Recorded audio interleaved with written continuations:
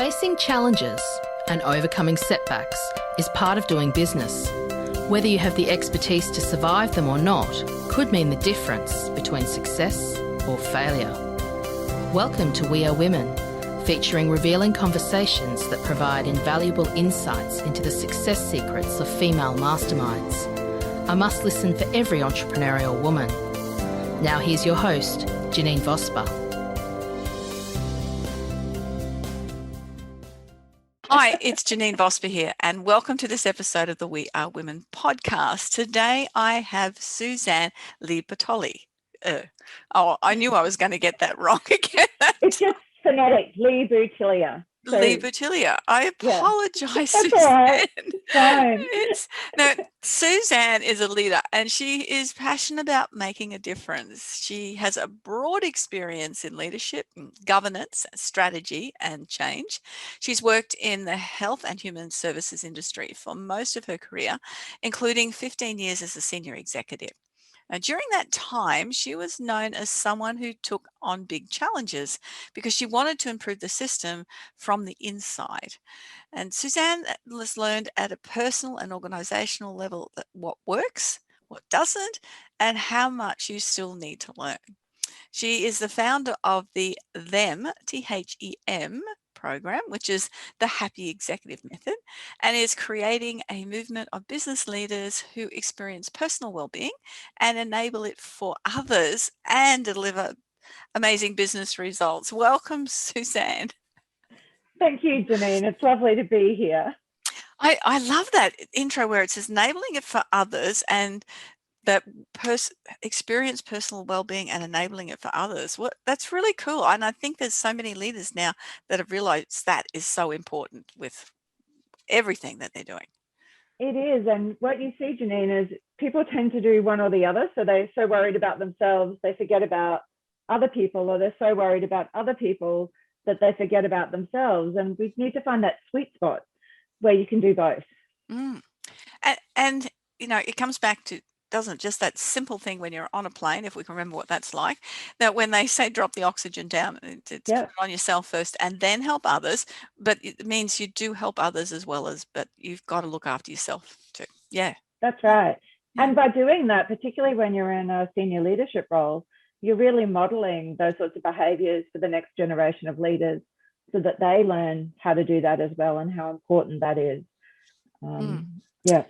Yeah, it's funny. I had someone say to me this morning, we were talking about different groups, and he said, you know what the problem you've done is that you've enabled people to become leaders themselves and go out on their own. And I'm going, okay, I get that. Yeah, but that's a sign of success. I think that's a fantastic thing to work towards, that you're actually developing the leaders of the future. And when you see someone go off and succeed as a leader, I mean, that, to me, that is just such a rich, fulfilling feeling, knowing that you've played some part in that person developing and having a positive impact on others. Yes, and coming back to that, I know there's certain things that you hold true to you, that are your beliefs and about leadership, and so just expand on that for me, please. Well, it's probably two key things. The first one is that I believe really strongly that leaders are very responsible for the ripples that they create in organizations. So a leader needs to think not just about, am I delivering the results that are in my performance agreement, but how am I influencing the culture in this workplace? And how you influence that culture, depending on the type of industry that you're in, either it can have a really significant impact on customers and the customer experience, or because I have a public service background, I'm also very focused on the impact that you have on the community that you serve if you're in one of those types of organizations.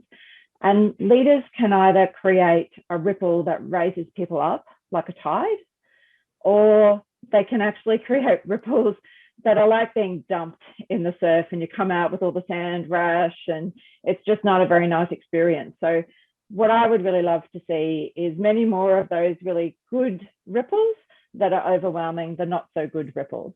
So that's probably the first thing. Yeah, and I've been in, and I'm assuming you have as well. You've had different leaders in your life in the organizations, that analogy that you gave, being washed in the sand and being thrown about. Oh my gosh, that's happened to me on more than one occasion. And Yeah. where I've found the main issue with that is being communication. Mm.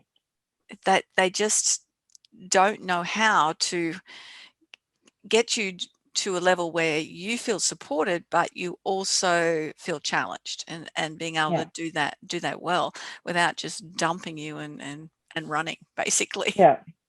And I think it's about whether they have an ability to actually explore other perspectives, or they only are looking at things through their own lens.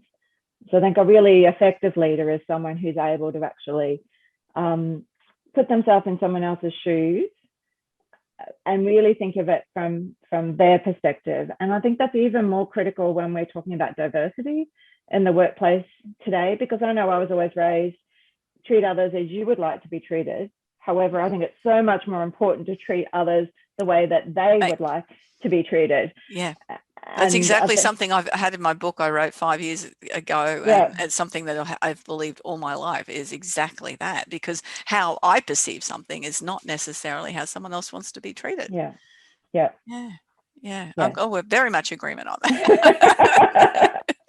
I think that's so important, and it is. People feel good, with that golden rule that, oh, well, you treat others well, but what is well is not necessarily Yeah, the same for every person. I'm reading a book at the moment written by an Australian author, Fiona Lowe, and there's all these different cultures have come to this small Victorian town, and there's African and Afghanistan women, and even teenage mothers, and all yeah, these perceptions that the people in the townsfolk have towards each one of these without knowing someone's lives and how yeah, things are affected. And it really is yeah, very much that, isn't it? And it's the same, yeah. not to that maybe that degree in the workplace, but it can be, can't it? Well, it can in some workplaces. And when you start talking about who are their customers or the clients that they're working with, it becomes even more critical. But if we go back to communication, I think the other one that goes with that is really nicely is it's not just about intentions. You can have the best intention in the world, but if you are not actually thinking about how something is being received by the person who's listening and how they will receive it, they don't know what your intention is.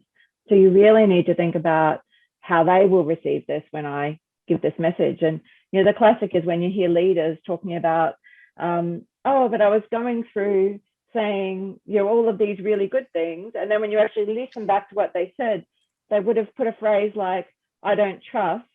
And as soon as the person listening hears, I don't trust, they just shut down. They don't listen to the rest of it. So it's really thinking through, how is the person listening going to receive this? Yes, I have a lot of practice in that. I'm part of and for the last 17 years, been part of a not-for-profit public speaking organization. And I'm one of the people that they usually asked to run the evaluation trainings, or how to evaluate, or I get the job nearly every time I meet in the couple of clubs I'm in. I evaluate. That's just what I do. And it's being able to, because what a lot of people do when they evaluate is they use the words but or however.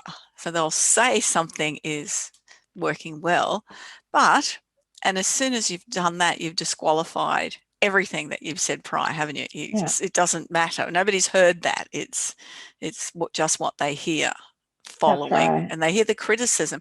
And I think human nature, where we tend to look for the criticism as well.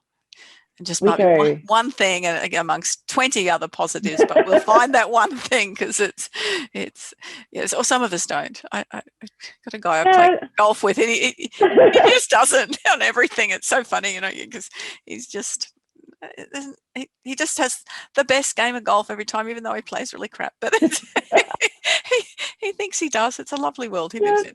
Whereas I think when you have a tendency to be self-critical, you tend to really take that to heart. The but is like a big flashing light that you just hone in on that, and you forget everything that was said beforehand. So when you're working with people and realizing that you are working with someone who tends to be very hard on themselves and self-critical, it's even more important to think about how you're actually approaching that and the quality of the conversation that you're having with them.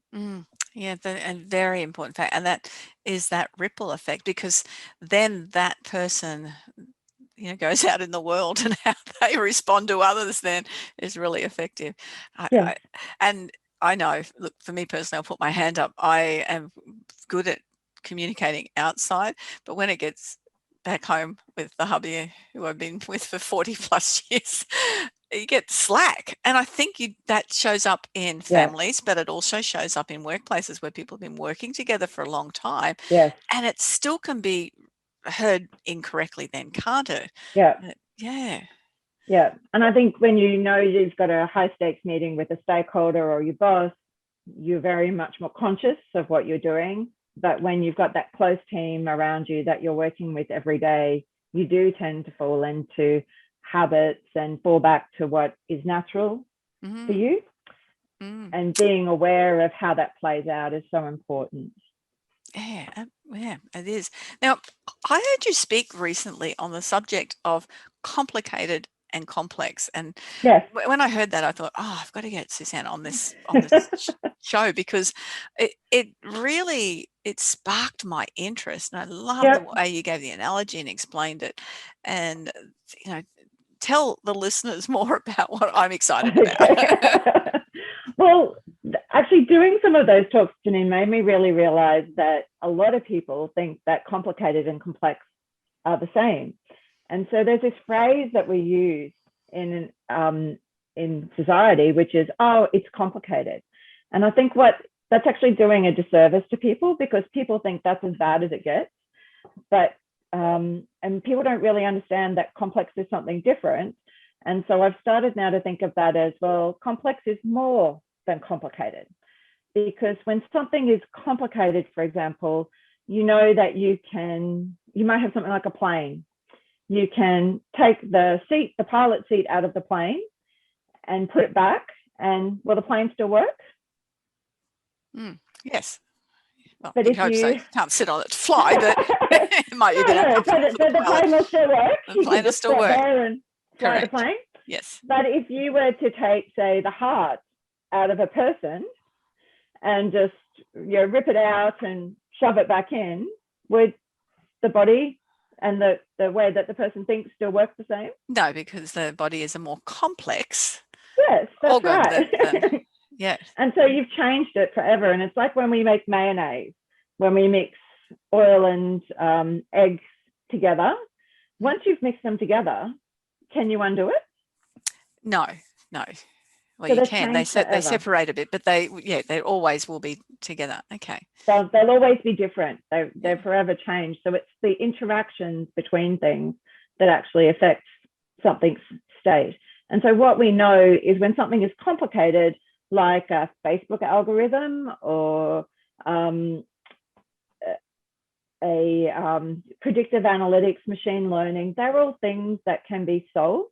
So you might need someone who's got a lot of specialist expertise, but they can have a look at it and eventually they'll solve the problem. But when you've got something complex, you can't solve it. You can actually only manage it. So some really classic examples of that are back when Donald Trump was doing Celebrity Apprentice. Would you ever have thought that he would become the president of the United States? I don't think anyone in the world thought that would happen. And so when you think about the impact of that on US politics, are US politics ever going to be the same? Not likely, especially if he's thinking about coming back. That's right. So they've been changed forever. And we look at the emergence of Airbnb and Uber and the impact that they've had on the hotel and the taxi industries. They're never going to be able to go back to what they might refer to as the good old days. And then COVID-19, when we look at how COVID, a virus that's happened in one country and it's emerged, its impact across the world, its impact on other systems. So the difficulty they have with importing building products.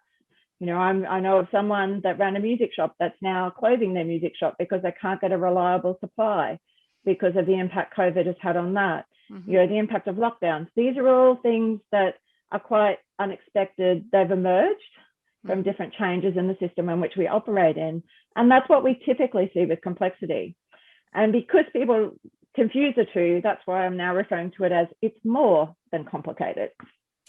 Yes, it certainly is. And, you know, one of the first things that pops up in my mind when I first heard you speak about complicated, my husband had a 1700 Quacker motorcycle, and he traveled halfway around Australia, had a bit of an accident, and then had to get the bike and the trailer and everything shipped back. And he was determined to fix it himself.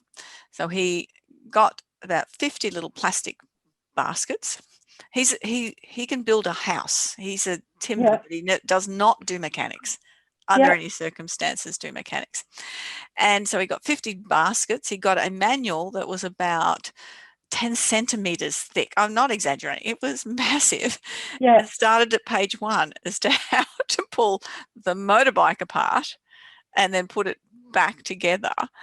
And then it still wasn't quite right. Got a friend, and what had taken him one part about 8 hours, they took about 2 hours, pulled it apart and put it back together. It was very, very complicated, but it was still a step-by-step process to something that he could finish.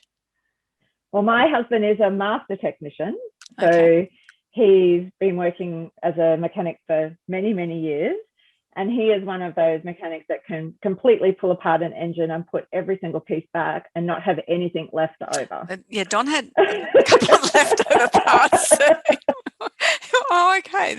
These are not meant to be left over. So we'll start again. But that's a step by step. It's complicated, and so for your husband it's an easier process. For it's more difficult, but if my husband's building a house and reading plans, that's easy for him and harder for others. So there's complicated processes. And so I suppose the learning then is, if it's complicated, if we have the desire, we can learn the steps to achieve it. But if something's complex, then there may be maybe steps to help understand it, but there may not be the steps. There may not be a solution to it. That's right. So you're never ever going to be able to completely solve it. All you can hope to do is actually manage it. And there are some little tips and tricks about the way that you think and behave when faced with something that's more than complicated, that's complex, that will help you to, I like to describe it as navigate your way through, because it's not like you can, with a complicated situation, you can control it. That if you actually follow these steps or you follow this process, that you'll eventually get there and solve it. Whereas with complexity, you need to do little experiments and test out what is likely to work. You need to actually have ways of actually getting feedback. And it's about actually listening to learn and understand what's going on, instead of listening with a mindset that I've got to fix this, which is what a lot of the time, particularly when you're in leadership and management roles, you tend to look for, how do I fix this? Because we tend to be hardwired to do that. Whereas when you're in these sorts of complex situations, it's about listening out to understand what's going on and where might there be an opportunity to influence. So it's about actually trying something out and trying to nudge things in the direction that you'd like. It doesn't mean that you don't work out where you want to go, but instead of saying, I need to land exactly on this point, which you might do, for example, if you're putting a car back together, the aim would be, I don't want any pieces left over. Whereas in a complex situation, what you're saying is, what's the direction they want to head? And if I land somewhere in that range, I'll be okay with that. And then it's about experimenting and trying a range of different things. If something seems to be working well, it's about ramping that up and doing more of it, but always listening out for what else is going on. Is there anything changing in the environment around that I might need to slightly adapt what I'm doing? And I liken it to really zigzagging to get to where you want to be. And it's responding to what you're sensing is happening around you. And a good way of sensing is not just to look at the data because we tend to put our own biases on things. So humans are really hardwired to filter the information that they're seeing and comparing it against what they already know and believe to be true. Yeah. So you make sense of things according to what makes sense to you. So it's really helpful if you can go out and get some perspectives from some different people and people who don't think the same way that you do, so that you can actually continually test your assumptions, think about how you could be wrong. Because we often have this feeling, Janine, that you think you're just right. It feels right, so it must be right. I'm just thinking about this with politicians. Wouldn't it be really useful if you got, I know they do, we have it with committees sometimes, but if you got one from every, from far left to far right, and you've got half a dozen of them together to devise a plan that's going to work and continue to work for 20 years in the future because it's for the betterment of all. Wouldn't that be a good idea? Well, it would be, and you could start me on another whole conversation about how the public actually has trained our politicians to respond in a way that is focused on complicated problems and doesn't actually enable us to tackle the really complex problems in our communities today. Because we want our politicians, the general public, we crucify them if they don't come out and have the answers. And we don't like it when they come out and say, look, this is a really difficult situation and I don't have all the answers and we need to try some different things and see what works. So how is a politician who comes out and says that treated in the media? Yeah, a very, very good point about that. And particularly, COVID is a great example of that because it was unknown. It still is what's happening. But when it first sort of became public, it was unknown. Fortunately in Australia, the government quickly closed borders. And that was a great decision on that. But there was, at the beginning, everyone's going, I don't know how if we're going to catch it. You just didn't know things about it. But to come out and say, I don't know what we're doing, that's how we're going to do this, rather than trying to save themselves all the time. But as you said, it is the public that have done that because that's the expectation. Yeah, we know when we're dealing with a complex problem, a thing that is a bit of a trap you can fall into is rushing to reach agreement. So when politicians are actually listening out to what are the loudest voices in our community saying and what's coming out in the polls, they then basically do what we refer to as groupthink. They appease the people who are the loudest voices. They try and make everyone happy instead of actually saying, hey, look, that's a good idea. That's one option. But before we go with that, let's have a think about what else could be going on. How else could we deal with this? And you never know, we might come up with a better option. So it's actually about, when you're dealing with these types of situations, it's getting more comfortable with being uncomfortable and recognizing that there's a difference between relationship conflict and task conflict. So if the task is to try and look at how do we deal with this problem, it's not personal. It's actually depersonalizing it and saying, look, what are all of the things that are going on here? And let's explore it. Yes, there's conflict, but it's a healthy conflict because we're testing each other's ideas, we're deepening each other's thinking, and we will hopefully come up with a better way to manage this than as if we had just gone with the first most obvious and most popular solution. Look, I'm on a lot of boards and I really like it particularly when I'm the president of the board and I've got people that challenge me because I'm pretty much they're going, okay, make a decision and act on it. Make a decision and act on it. But there'll be, and I'm thinking of a couple of boards in particular where there's people that one person comes in from a different angle on everything all the time. Yeah. And I've been on different boards with her over the years, and it used to frustrate, and I know it frustrates others, but in that frustration comes that, okay, this needs to be seen differently than what I was looking at it from that space. And rather than shutting it down or shutting her down, it's opening up to, okay, how is that going to work? Sometimes it does, sometimes it doesn't, but it's it's, and I know she frustrates the heck out of other people who just go, she's just a troublemaker, and then she's not. It's a completely different angle rather than the straightforward one. And even on a board at the moment with someone who's very, very direct, you're taking me further the other way, really direct with a conversation, and irritates people.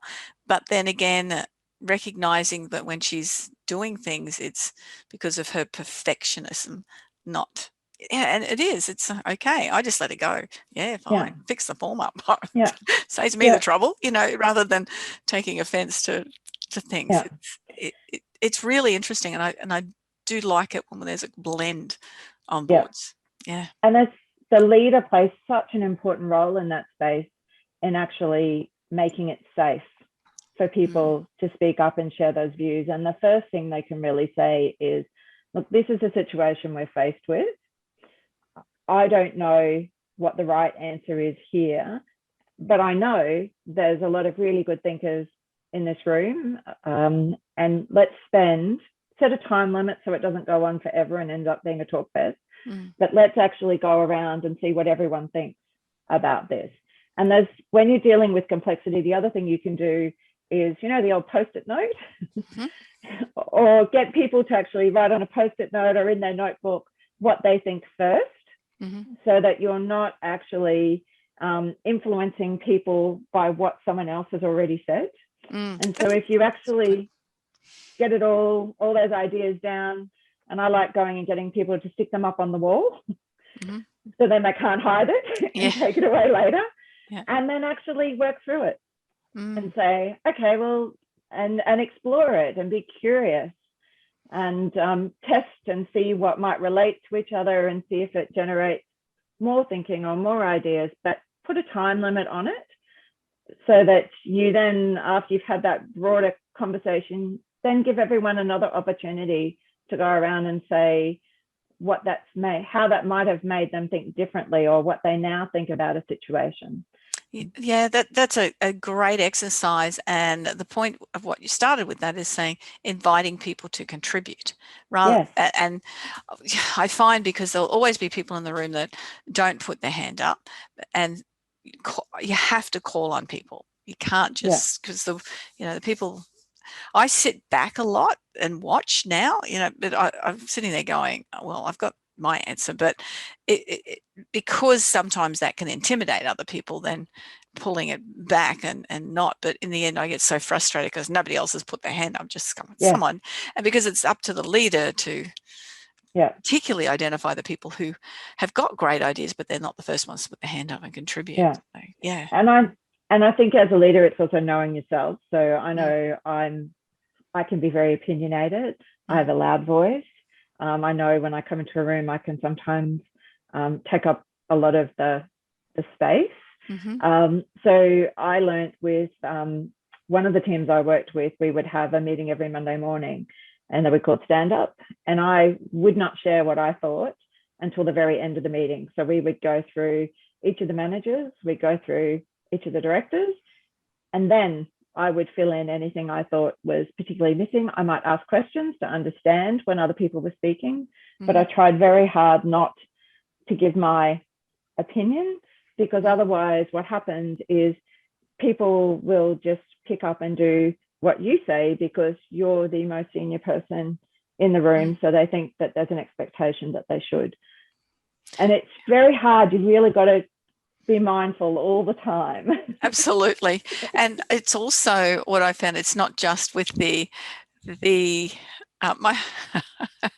my husband is come home, and he's walked past my window, and he stands out there and pulls faces, and he's just done that.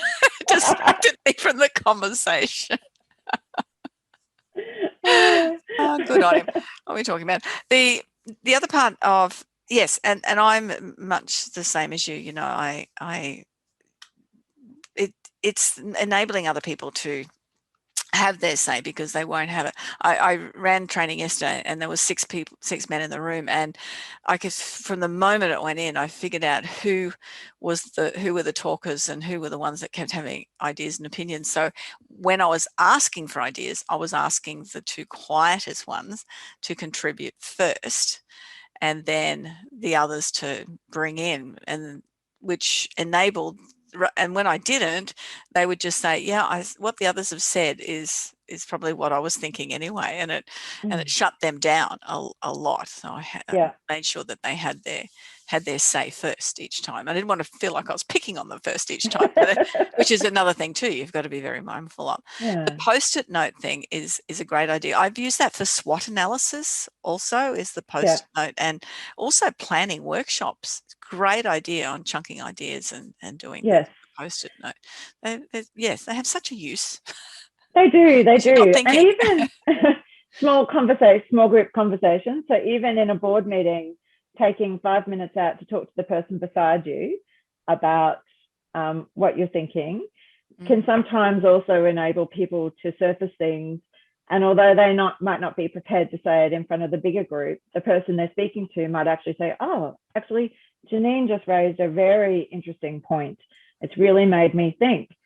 So it's finding different ways to actually draw out people in the room in a way that they feel comfortable to actually share their views.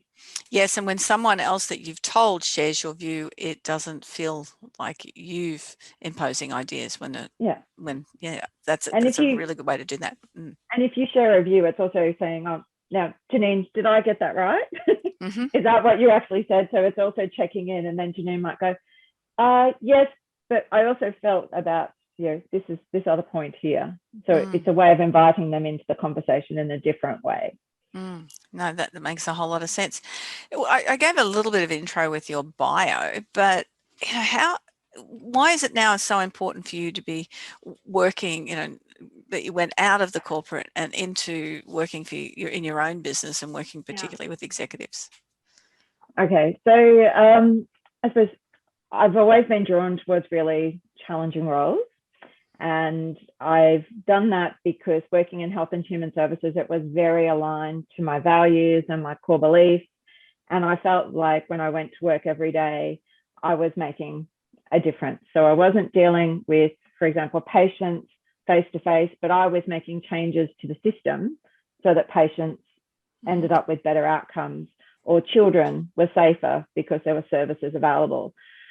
Unfortunately, what I learned over the years is because I was so purpose-driven, and I would take on these really big, challenging roles, I would really, really, really push myself to get it done. And I had very high standards and expectations of myself. And I would have these periods where it would be really full on and difficult. I'd be really stressed, but I'd get through it until I got to a point where, they talk about a perfect storm where everything happens at the same time. I ended up with a period of about 18 months of, I lost resources. There was extreme stress, lots of political pressure. It was that sort of environment where you couldn't push back. And because it was also about, for example, kids in watch houses, children who needed to be cared for, and there weren't services out there, so you needed to get the services out there. So there was this very, very much heart-driven, I need to do this, I've just got to keep pushing through, and I burnt out. So after 18 months, I got to that point. And when I did that... What were the symptoms how did you realize, what does burnout mean to you? Well, it was pretty obvious when I was sitting in a meeting. I felt completely functional. And someone would say to me, Susanne, why have you got tears streaming down your face? And I go, oh, it's just my body reacting. I don't know what's going on, but let's just keep going. We've got to get this done. And that's, the work of Susan David with emotional agility just says, that is a fairly good sign that you're just too invested in the work and getting the work done. So I took some time out, and I really got back in touch with who I wanted to be as a leader, and realized that although I had some tendencies to react in a particular way, what had happened is that the circumstances that I was in really pushed every single button I had, and didn't give me that chance as a leader to actually step back and say, look, what's going on here? How do I need to adjust? What do I need to do? So I realized that I wasn't applying a workability test for my values, which is pretty sad after 30 years in that industry of being very values driven, realizing that actually it's okay to say, will my values actually work here? Mm-hmm. And if they won't, if you know that you're fighting an uphill battle and you're never, ever going to be able to win, to actually say, it's okay. Lots of people find themselves in this situation. And although you've tried your hardest, now is time to step back. You need to care for yourself and to actually be kind to yourself. And what I found myself doing is I saw my team under extreme pressure. So I was so worried about caring for them that I forgot to care for myself. And I really wasn't aware of all of those things that come in when you're growing up, you're raised in a particular way. You grow up with certain values and beliefs. And I came from a very blue collar family where my dad ran his own business, and he and my mum were very community minded, and they brought me up that when things get tough, you roll up your sleeves and you get in and you help. Mm-hmm. So when you grow up in that sort of environment, but you pick you up and then put you in a white collar environment where people have a different view of the world, and you need to actually behave in a different way. And so the reason I do what I do now is I want people to first become aware of those things that are driving them, and then how they can still keep the good things about that, but use them in a way that works for them and for their team. Because one of the things I learned is rolling up your sleeves and getting in when the going gets tough, even though it's well-intentioned, actually teaches your team not to step up, actually confuses your team about what their role is. Disables them, doesn't it? So by trying, it goes back to the complexity, by trying to control, there are a whole heap of perverse consequences.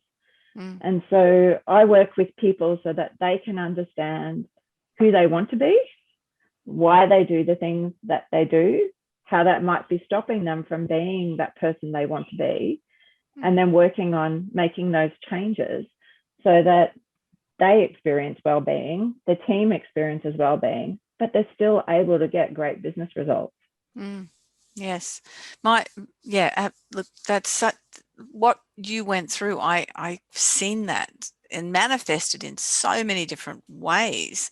Also, it's just it's so important. We talk about values, and everyone. I do a lot of work with people with their values, and particularly around selling, because if you're going against things that you value, then it's really difficult, or figuring out how you can fit in, helping people if that's your business, rather than thinking it's a sale. There's a whole lot around that.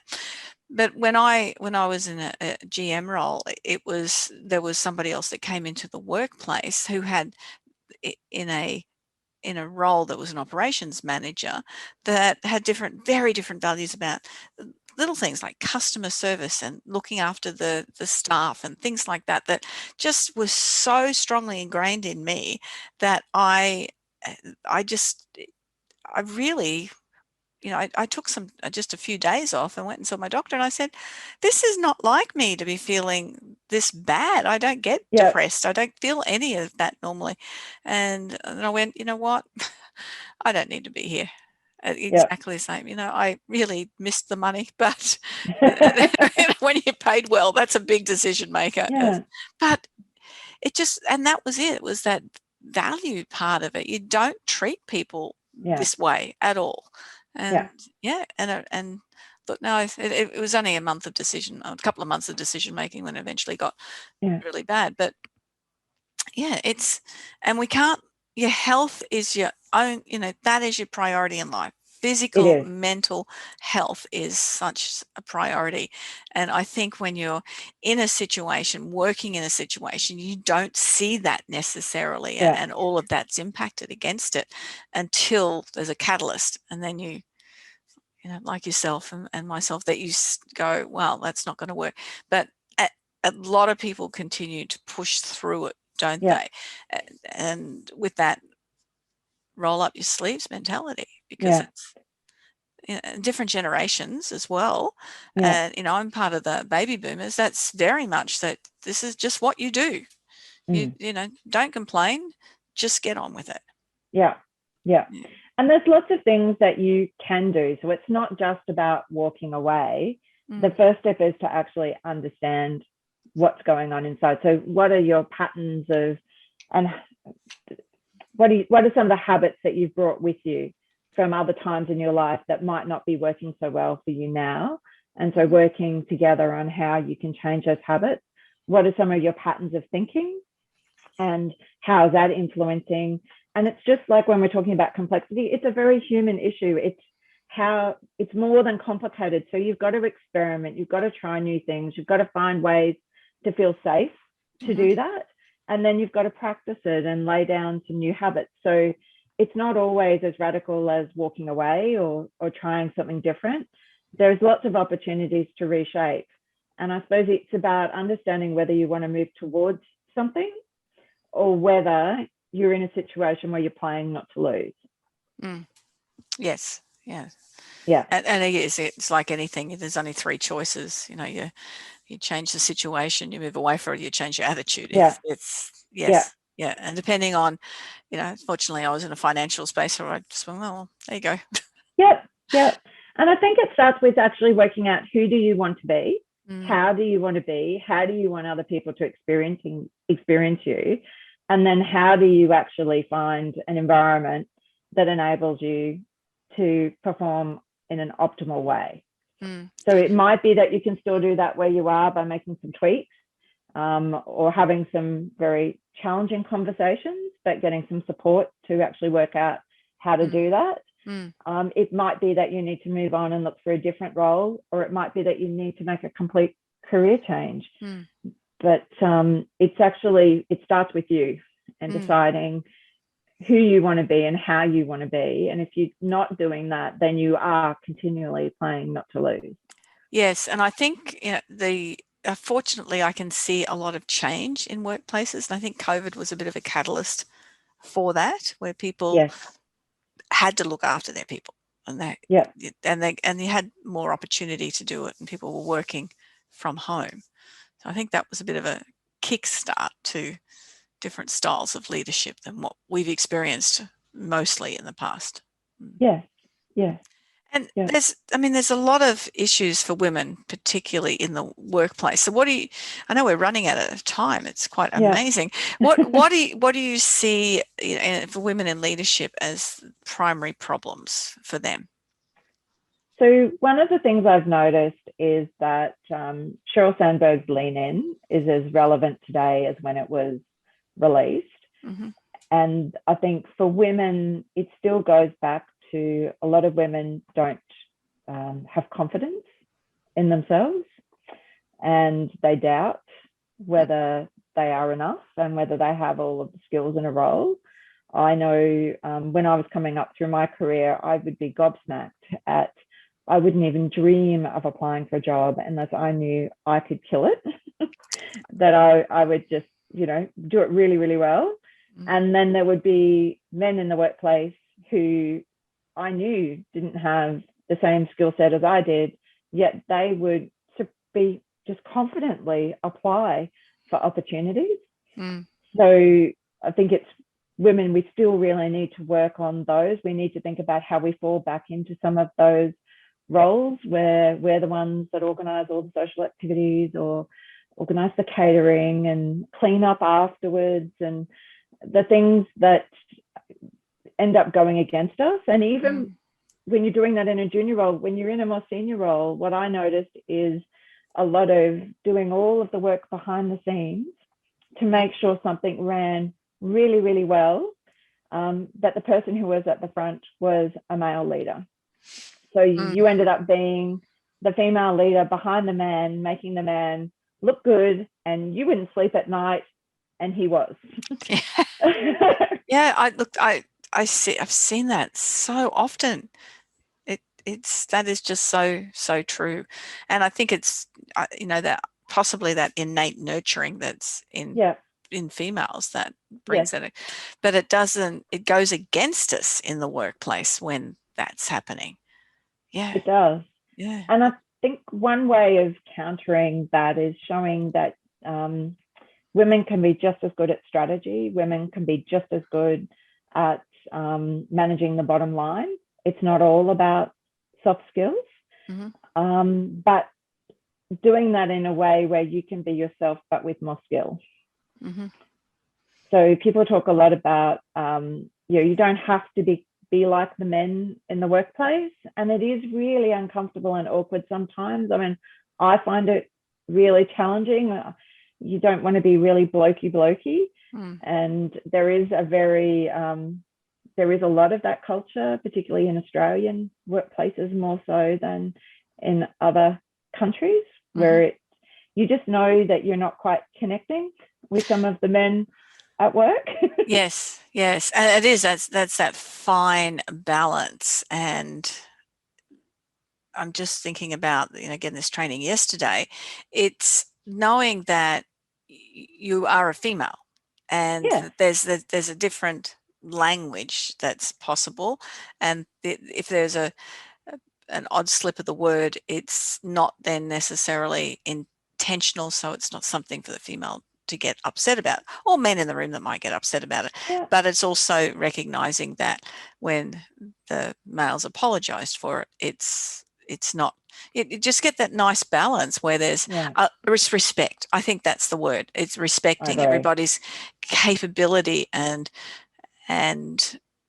capacity to contribute. I think that's where it comes down, and that it's hard with political correctness. I know I've got some work coming up in a space where there's different ideas about what that means, and it's going to be a very interesting conversation. It'll challenge me, which is great. I love learning from different generations, have that different expectation, I think. A lot as well. I think unconscious bias is something that is really challenging to deal with, and it's easy enough to say, oh, maybe when you notice it, you should ask the question, well, I noticed that you treat me differently to this person when this happens.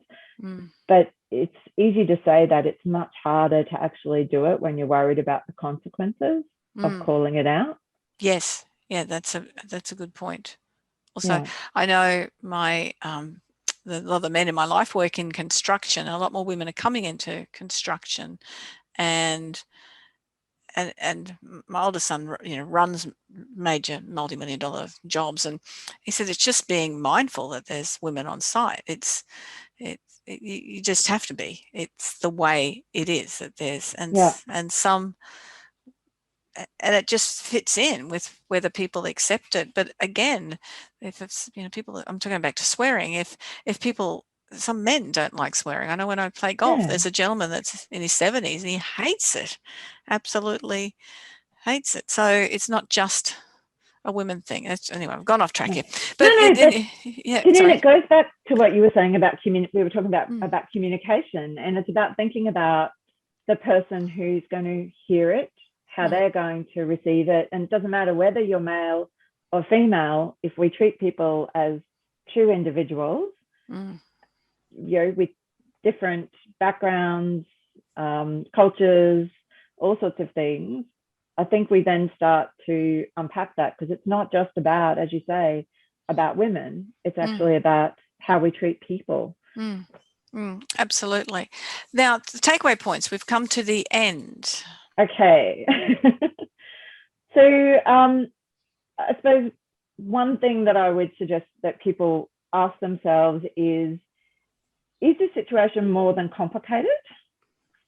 And if it's more than complicated, do I need to perhaps think differently? So do I need to focus on how do I manage it rather than trying to control and solve it? I love the saying that you talked about at the beginning, which is making sure you put your oxygen mask on first. And the other thing, I think we probably didn't talk about it too much, but recognizing when good enough is okay, and that not everything needs to be perfect. I think is one of the ones, like imperfect action is actually okay in a whole host of situations, and it's being selective about when does it need to be just right. Yes, I was going to, which you were talking about you having to be in control and everything. I was going to bring up the term perfectionist, and if that was part of the issues around that. But yes, I that's one that. What does perfect look like? You can't. There's nothing that says something is perfect, and it's all to do with a perspective on it. So I'm very much good enough. that works. You try and do your best with everything, and if it's and I tell you what, I think that's what builds confidence also, rather than going, you know what, I've done my best. I just have to be happy with that, because I can't do anything that's better than what I've done. And if I want more skills in something, well, then I'll go and learn something. And look, if we tie it back to complicated and complex, when it's complicated, yes, you do need to try and get all the screws back in where they need to belong. Otherwise, things might start falling off the car when you're driving down the road. Yep. But when it's complex, it's good enough. Just give it a go. Do a bit of an experiment. See what you can influence. See what happens. And if it works, do more of it. So, different ways of thinking about it. Absolutely. Susanne, how does everyone get in touch with you? So you can find me on my website at susanneleboutillier.com.au. You can also find me on Facebook, LinkedIn, and Instagram, and just search for my name. And I'll spell that out so everyone has got that, but it'll also be in the show notes. It's SUSANNELEBOUTILLIER. Very good. And particularly, leaders who are looking for that, being able to not get to burn out, not, be able to be in a position and be able to work in something that they love doing with them and with themselves and with other people, and to be able to lead and build other leaders, I suppose is what you particularly help do, isn't it? It is. And I think it starts with knowing who you want to be first, and then prioritize working on you. But if we go back to put your oxygen mask on first, if you're not working on you and focusing on you, that's when things start to go off track. Yes, absolutely. Thank you so much. I've really enjoyed the conversation, and I say this every single episode. The time goes so fast. It does, doesn't it? Keep chatting. It's been wonderful. Thank you. Thank you for having me, Janine. You're most welcome. And that's another episode of the We Are Women podcast. I really thank you for listening and joining and subscribing to the podcast. You can also find me and leave a 5-star review if you've really enjoyed this conversation as well. You can find me at janinevosper.com. If you're not sure about, your business, how it's growing, just want some clarity on ideas, if you want some help on how to express yourself, how to communicate well, even help pitching a business, whatever it is, I'd love you to jump onto janinevosper.com and just book in a free strategy call. We can have a conversation, and I'll see if I can help you or give you some ideas and techniques. And if not, I will be able to direct you to people like Susanne or any of the other wonderful ladies that I've had on the podcast. You have a fantastic time now. We'll look forward to you joining me on the next episode of the We Are Women podcast. Bye for now.